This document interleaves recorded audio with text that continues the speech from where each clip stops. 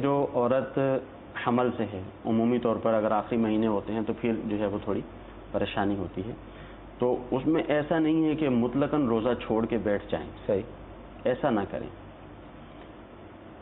رمضان کا مہینہ شروع ہوا، بلکہ رمضان کے مہینے سے پہلے ہی ٹرائی کر کے دیکھ لیں، ایک دو روزے رکھ کے دیکھ لیں کہ روزہ رکھنا ممکن ہے یا نہیں. صحیح، کیونکہ عمومی طور پر ڈاکٹرز جو ہمارے ہاں ہیں عمومی طور پر اس طرح کی جب کیفیت ہوتی ہے تو وہ مطلق ہی کہہ دیتے کہ آپ روزہ نہ رکھیں. صحیح، اب روزہ نہ رکھیں، آپ کو نقصان ہو جائے گا، بچے کو نقصان ہو جائے گا. صحیح، حالانکہ مطلق ایسا نہیں ہوتا، عورتوں کی کیفیات مختلف ہوتی ہیں. صحیح، تو عورت کو چاہیے کہ جب اس کے ساتھ اس طرح کی کنڈیشن ہے تو وہ رمضان شروع ہونے سے پہلے ہی ایک دو تین روزے رکھ کے دیکھ لے کہ کیا میں روزے رکھ سکتی ہوں یا نہیں رکھ سکتی. صحیح، اگر واقعتاً ایسی کیفیت ہے یا تو ڈاکٹر جو ہے وہ شرعی ڈاکٹر ہو، وہ بتا دے تو اس کی بات کا اعتبار ہے.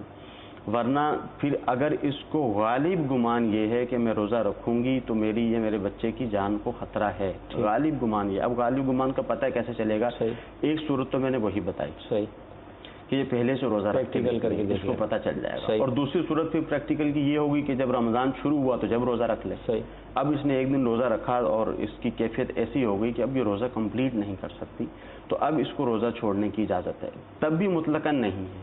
یہ دیکھے کہ ایک روزہ اگر رکھ کے بیچ میں ایک یا دو روزے چھوڑ کر پھر یہ روزہ رکھ سکتی ہے، تو اس طرح یہ اپنے روزے رکھتی رہے.